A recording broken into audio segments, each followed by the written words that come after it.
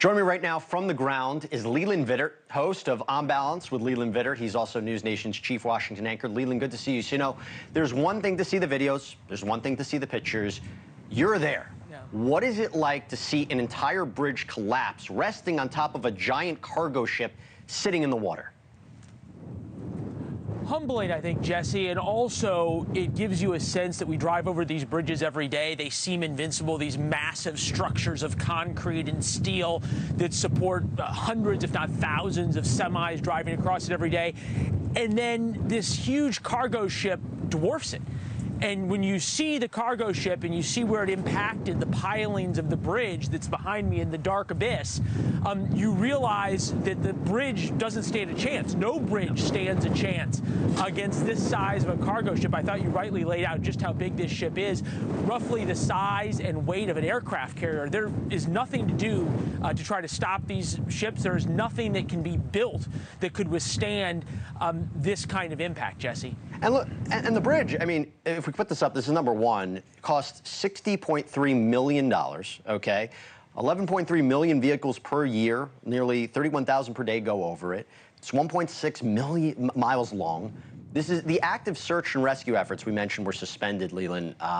They pick up maybe in the morning. What is going on there right at this time? You can see some blinking lights. There's police boats out there. The helicopters have landed for the night. What strikes me, Jesse, is sort of how lucky we were, and 6 deaths is a tragedy. Unquestionably, how those 2 survived who fell off the bridge is a miracle. And then you think that the conditions right now, windy, cold, that sort of raw cold that cuts through you when you're on the water, that happened last night at 1:30 in the morning. That's what we're feeling right now. And you think about the first responders at 1:30 in the morning who came out here realizing a bridge had just collapsed and went into the water with all that twisted metal, with the currents, with a ship, looking for people.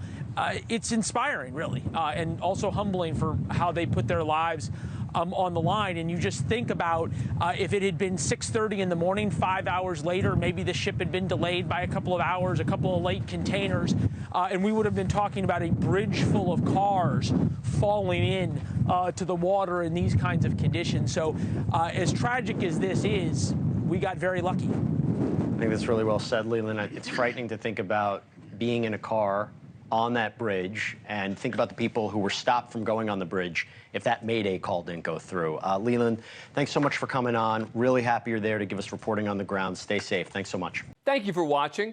Go to newsnationnow.com to find NewsNation on your cable provider. And don't forget to click the red subscribe button below to get more of NewsNation's fact-driven, unbiased coverage.